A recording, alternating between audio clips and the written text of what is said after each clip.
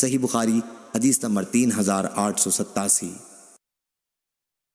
حمام بن یحییٰ نے بیان کیا، ان سے قتادہ نے بیان کیا، ان سے حضرت انس بن مالک رضی اللہ عنہ نے بیان کیا، اور ان سے حضرت مالک بن صعصع رضی اللہ عنہ نے بیان کیا کہ نبی کریم صلی اللہ علیہ وسلم نے ان سے شب معراج کا واقعہ بیان کیا۔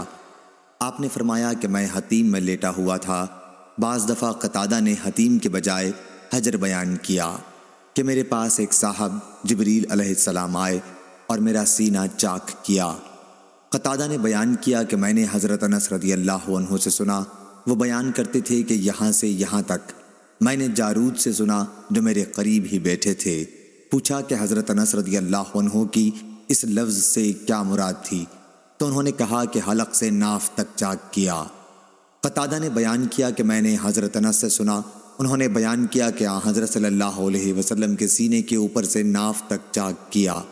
پھر میرا دل نکالا اور ایک سونے کا تشت لایا گیا جو ایمان سے بھرا ہوا تھا، اس سے میرا دل دھویا گیا اور پہلے کی طرح رکھ دیا گیا۔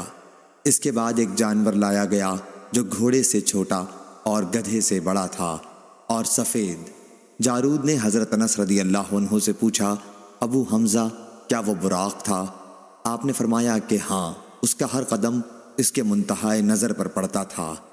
حضرت صلی اللہ علیہ وسلم نے فرمایا کہ مجھے اس پر سوار کیا گیا اور جبریل مجھے لے کر چلے۔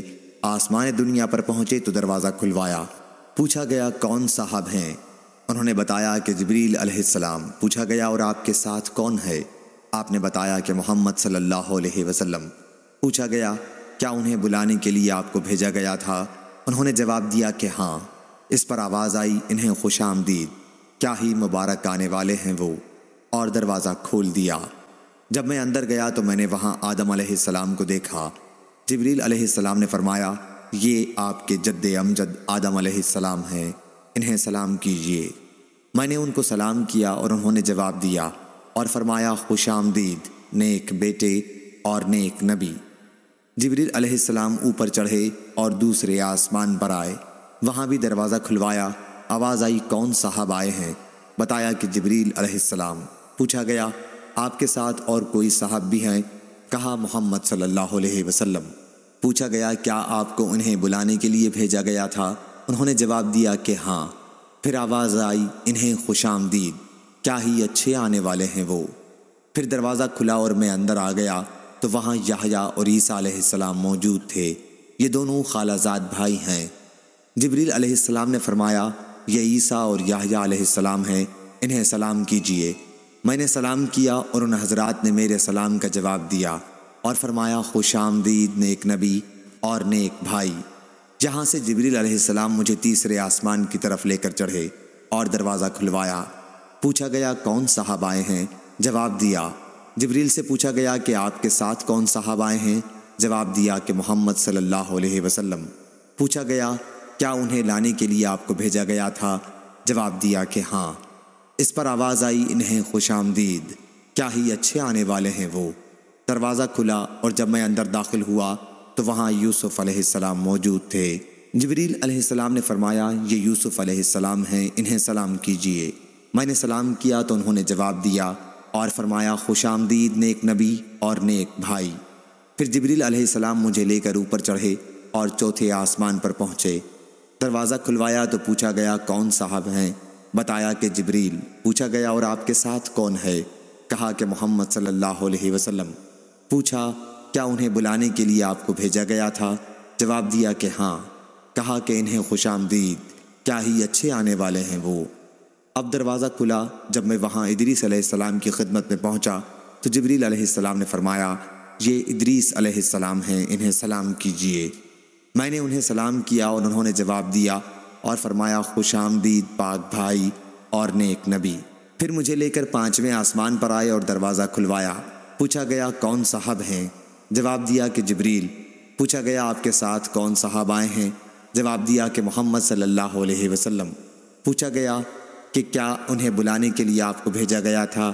جواب دیا کہ ہاں۔ اب آواز آئی، خوش آمدید، کیا ہی اچھے آنے والے ہیں وہ۔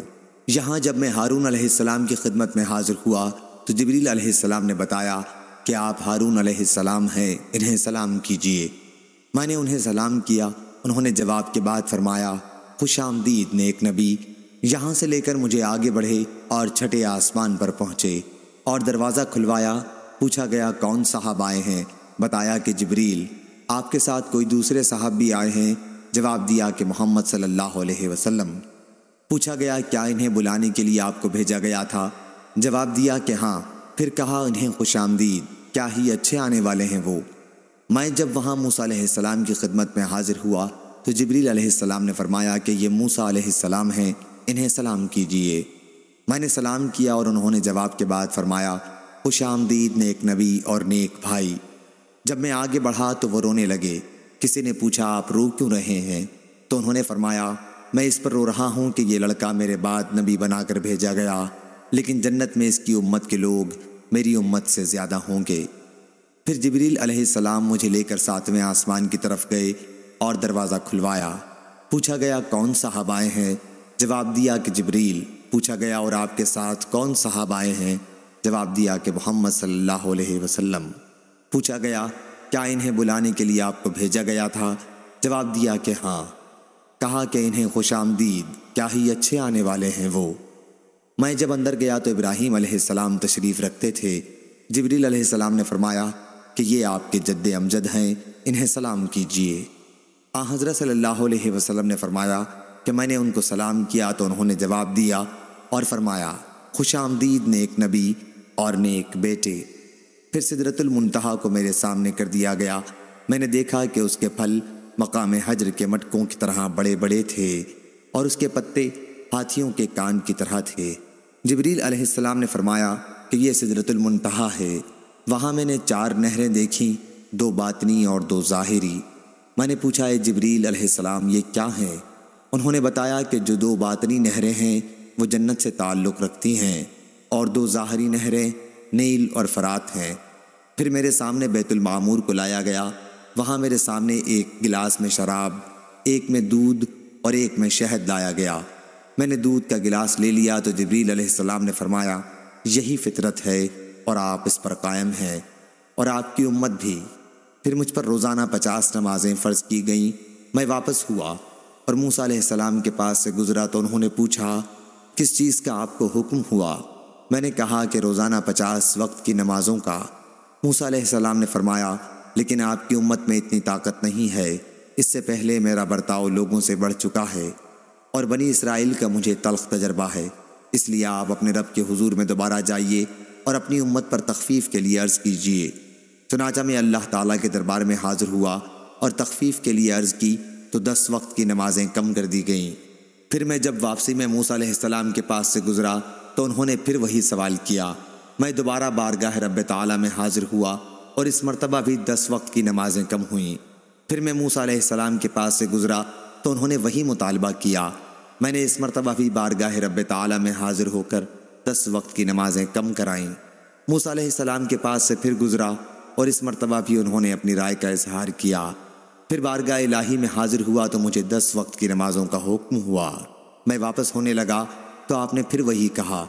اب بارگاہ الہی میں حاضر ہوا تو روزانہ صرف 5 وقت کی نمازوں کا حکم باقی رہا۔ موسیٰ علیہ السلام کے پاس آیا تو آپ نے دریافت فرمایا، اب کیا حکم ہوا؟ میں نے حضرت موسیٰ علیہ السلام کو بتایا کہ روزانہ 5 وقت کی نمازوں کا حکم ہوا ہے۔ فرمایا کہ آپ کی امت اس کی بھی طاقت نہیں رکھتی۔ میرا برتاؤ آپ سے پہلے لوگوں کے ساتھ ہو چکا ہے اور بنی اسرائیل کا مجھے تلخ تجربہ ہے۔ اپنے رب کے دربار میں پھر حاضر ہو کر تخفیف کے لیے عرض کیجیے۔ حضرت صلی اللہ علیہ وسلم نے فرمایا، رب تعالیٰ سے میں بہت سوال کر چکا اور اب مجھے شرم آتی ہے، اب میں بس اسی پر راضی ہوں۔ حضرت صلی اللہ علیہ وسلم نے فرمایا کہ پھر جب میں وہاں سے گزرنے لگا تو ندا آئی، میں نے اپنا فریضہ جاری کر دیا اور اپنے بندوں پر تخفیف کر چکا۔